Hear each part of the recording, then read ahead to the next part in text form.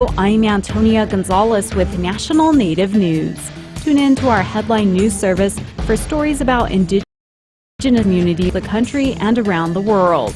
Hear about top concerns facing Native nations. Tribal history, language, and culture is also part of Indigenous life. Check out our headline news service to learn more. Tune in here for National Native News. Weekdays at 5:55 on KSJE Farmington.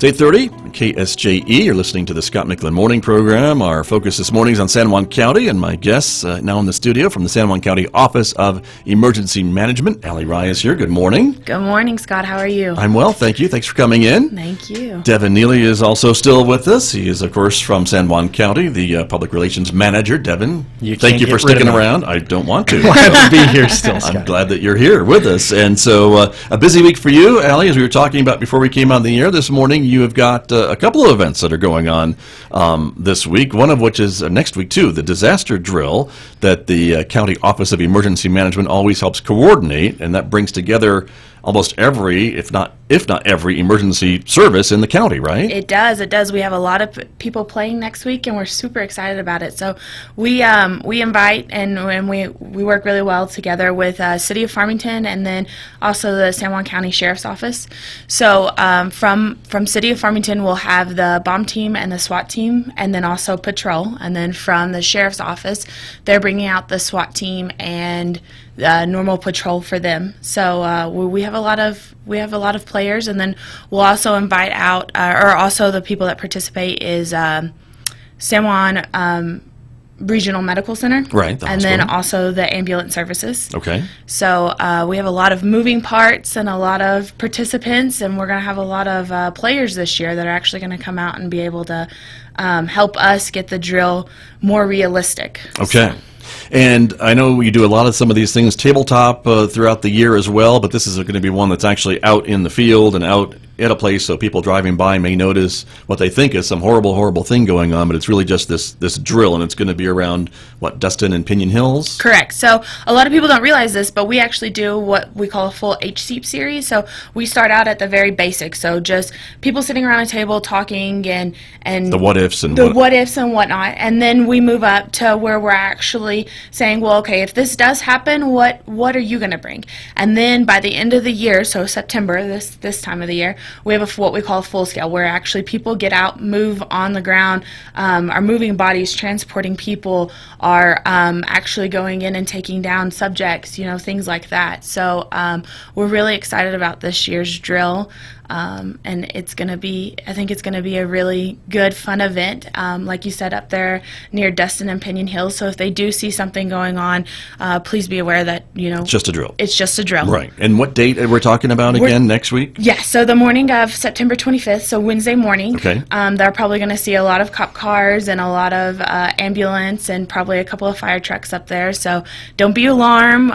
It's just normal stuff. Normal stuff for this drill. That's what it's all about, true. Yes. And again, this is being done so that if we were ever, God forbid, but if we were to ever have something like this, a mass casualty incident, attack, whatever happened, folks would know how to respond or what each individual entity would be responsible for and things along that line, right? Correct. So that's the reason that we drill, is in the event that something were to happen, we're prepared. So similar to the Aztec shooting, we had drilled for so long in the school districts about what to do in the event that a shooting were to happen. So we're just taking the ball and just turning it into another location. So it's just another mass casualty event to where that way the cops know how to interact better with the fire, and the fire knows how to interact with law enforcement, so on and so forth. Right. And I know a lot of private businesses also can partner with you and get training as well if they have a large installation here in San Juan County to know maybe how their folks need to respond, in addition to the public servants who come and respond, law enforcement and emergency services and others as well. That's happened too. Yes, it has. So actually this year's our first year that we haven't had a sponsor for the drill. So normally every year we have a sponsor from one of the local industries. So last year it was New Mexico a gas company, and we did a drill surrounding around their folks and something that would actually relate to them and how it would benefit their company. Right. So. And that's helpful for them as well. It is. It is very helpful. Hopefully for next year, you'll get one of these folks to step up and so sponsor. I think we actually, Enterprise, I think, is the one who's sponsoring us for next year. Very good. Very good. Let me bring Devin Neeley into the conversation, because I always like to bring Devin Neeley into any conversation. But Devin, you've seen both sides of this now, from your new job as a public relations manager with San Juan County and your old job as a media professional. And so this is important too, right, to be able to deal with the gaggle of media that might show up to any kind of an emergency, and to deal with getting information out to the public, right? Absolutely. This is really a dress rehearsal, and what's different about this dress rehearsal from others is, when law enforcement and firefighters dress rehearse, it involves flashing lights and fire trucks. So this dress rehearsal, though, does include the public information officers from a number of different local organizations that practice like you play, really. And these are situations that some of us have seen and some of us haven't been involved in, and we need to be, and it's the same thing all the way across the board. And this year, the Office of Emergency Management, Mike Mestis is the emergency manager, and he puts a lot of emphasis on world events and nationwide events, and we saw that there was an increase in violence in churches, and so the Office of Emergency Management has provided some training for churches and is working with local churches to make sure that their security plans are in place and things of that nature. Pinion Hills Church has graciously provided their building for us to use for this event, and we're glad to have community partners that help us, all the first responders across San Juan County. And Allie mentioned a lot of the entities involved. Farmington Fire, Farmington Police, Bloomfield Police actually involved this year as well. County Fire, Sheriff's Office, we're using our friends at the Red Cross, as well as the Baptist Disaster Relief Organization out of Albuquerque are all involved in this event coming up.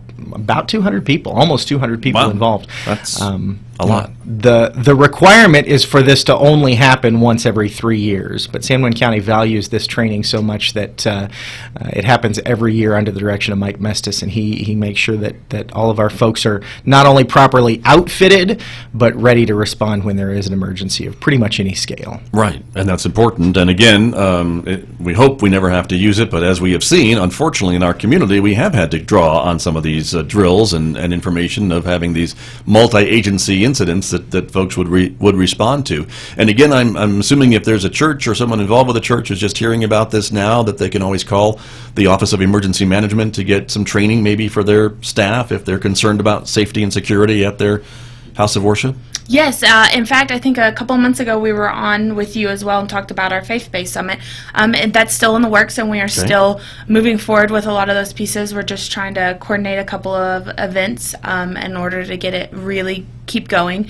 So we are continuing to stay with the faith-based and really get them all the help that they need. Very good. Well, and again, it's something that's done every year. It doesn't have to be, but it is, and that's a credit to Mike Mestis and the Office of Emergency Management who he puts us together, because I'm sure it's trying to keep 200 people figured out what they're doing is a little difficult. Oh, it is. It is. There's a lot of moving pieces and a lot of people that like to come and participate. Right. But as you mentioned, and some people might say, well, why is an emergency drill a fun event? But I think that people enjoy getting out and being able to practice their skills and to kind of interact with other entities where they may not be able to do that very often, and to kind of, again, see what everyone is responsible for if there was a mass casualty event. Yeah, like you mentioned, a lot of these entities, they really just kind of operate a lot. They do a lot of their drills with in-house. Mm-hmm. So this really gets everybody out and everybody participating and seeing a lot of things that are going on. Very good. There's another event going on, I think it's this weekend, which is the San Juan, I have to look at the screen, I'm sorry. The San Juan River Fire and EMS Conference, pardon me. But that is also involving folks from your office too, is it not? I don't think OEM is participating, but it does. But my office is within the Fire Operations Center. So yeah, so they are all out. They are busy running around today. I think you'll see up on the screen. Yeah, there it is. So there's some training there too. Yeah, they're actually out. We Devin and I were driving by on 516, and we saw them out there staging cars. So they look like they're getting excited and having fun. Just keep in mind that whenever everybody drives by and sees those, that it is just training and that they are just out there trying to get better equipped on how to respond in case we do have a large accident scene. There you go. So this is happening today and tomorrow, looks like, along New Mexico 516 near Aztec Auto Salvage. It is a staged vehicle collision, and it is for this San Juan River Fire and EMS conference, which is going on and helping them to train for responding to an accident scene, Yes. I assume. Correct. That's actually a collaboration between the San Juan County Fire Department and the Bloomfield Fire Department. It started with the Bloomfield Fire Department, and most of the events for the San Juan River Fire and EMS Conference are in Bloomfield, but Aztec Auto Salvage is kind enough to provide some vehicles for first responders to use. And here's the deal, is technology is changing so drastically in vehicles. First responders are having to cut open vehicles that don't actually have engines anymore. They just have batteries, and so things change, and these first responders have to, again, this is just like the full-scale drill, you need to practice your skills, and so that's part of this.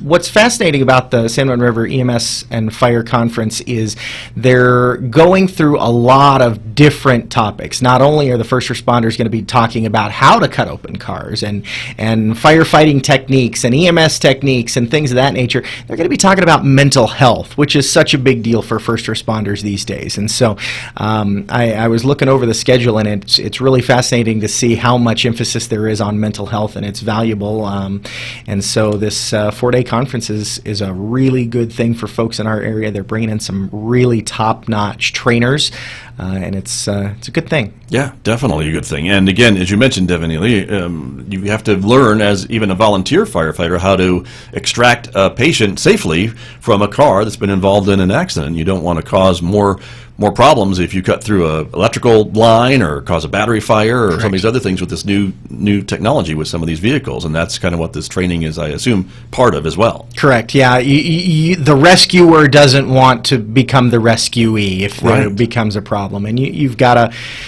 get the jaws of life out and cut some things open to see how it's going to react, and rather than just see it in a textbook or see somebody else do it. And so this is a really valuable training opportunity for our local folks and for folks from across the region. Right, which is a good thing to be able to do. So kudos to them. And again, you mentioned mental health, and I know for all of our emergency responders, that's so important. I know, and Allie, for your folks, and when you're talking with folks, mental health for all the people that come into contact with drills and things like that's got to be an important thing on your area as well. Oh, it is, and we work really well with the Department of Health in order to make sure that all of our people and all of our guys are staying really safe, both physically and mentally. After the Aztec shooting, it was something that we really wanted to focus on, and so we have continued that trend with Department of Health in order to stay ahead of the curve. Very good. Well, thank you both for coming in. I appreciate the information. It's really good stuff. And again, the big disaster drill, emergency drill, is going to be next Wednesday in the area of Pinion Hills and Dustin, probably more on the north side of Pinion Hills and on the south side, as Devin was mentioning. But that's where we'll see a lot of police and fire activity and emergency responder activity next Wednesday morning, I assume. Yes. Okay. Very good. Thank you both very much. Thank you, Scott. Thank you. We appreciate you having us on, and we're able to talk about some great events going on in our community. Definitely. To keep everybody safe, that's Exactly. for sure. So thanks very much, everyone. My guests from San Juan County and the San Juan County Office of Emergency Management here on KSJE. I'll be back with more in just a moment, everyone. The time right now is 8:43.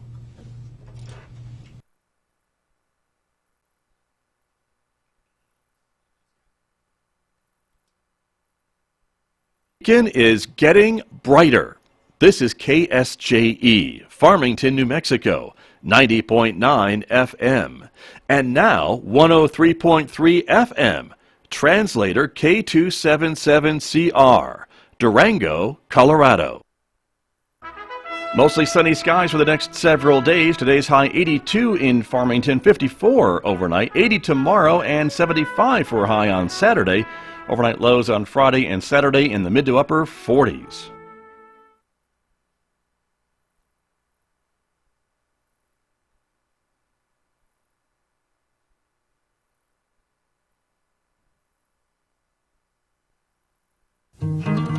Make each day a learning experience with the Academic Minute and join us as we discover cutting-edge research from colleges and universities around the world.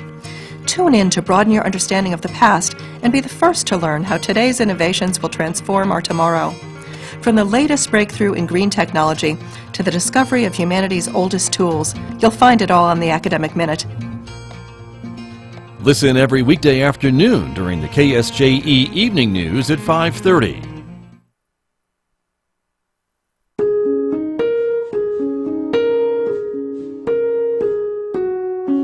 I'm poet Tina Chang, filling in for Tracy K. Smith, and this is The Slowdown.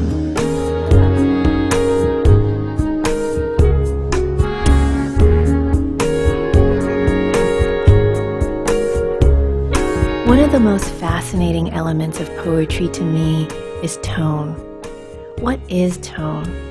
It's an emotional register that moves deeper, below a poem's content.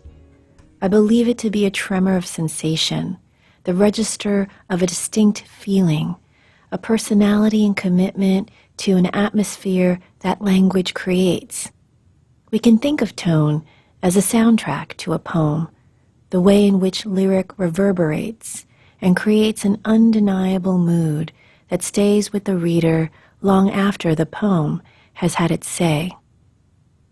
Today's poem, The Barbarians Are Coming, by Marilyn Chin, possesses an undeniably powerful tone that can move from earnest to caustic from moment to moment. Chin is known for her brave, bold, take-no-prisoners approach to subject matter, which often addresses identity, culture, history, politics, and feminism in her body of work. Reading The Barbarians Are Coming in the year 2019, during a time when one of the greater debates of our current administration focuses on immigration, border patrol, and deportation, I read this poem as an anthem of resistance. If we could name a symbol of our time, it would be that of a wall.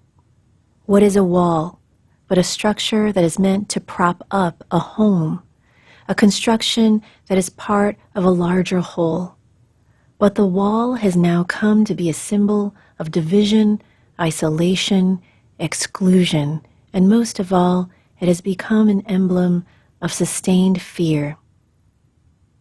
It is often that I return to Robert Frost's poem, Mending Wall, where the speaker states, "Before I built a wall, I'd ask to know what I was walling in or walling out, and to whom I was like to give offense. Something there is that doesn't love a wall." In many ways, today's poem is uttering a similar sentiment, questioning a wall's function in the pursuit of human connection. While Frost's tone is pensive and meditative, Chin's is urgent, bombastic, and undoubtedly critical, as its temper rains down in torrents of feminine strength and fury. The Barbarians Are Coming, by Marilyn Chin. War chariots thunder, horses neigh, the barbarians are coming. What are we waiting for, young, nubile women pointing at the wall? The barbarians are coming. They have heard about a weakened link in the wall, so the barbarians have ears among us. So deceive yourself with illusions. You are only one woman holding one broken brick in the wall. So deceive yourself with illusions as if you matter, that brick and that wall. The barbarians are coming. They have red beards or beardless with a top knot. The barbarians are coming. They are your fathers, brothers, teachers, lovers, and they are clearly an other. The barbarians are coming. If you call me a horse, I must be a horse. If you call me a bison, I am equally guilty. When a thing is true and is correctly described, one doubles the blame by not admitting it. So, Zhuangzi himself was a barbarian king. Horse, horse,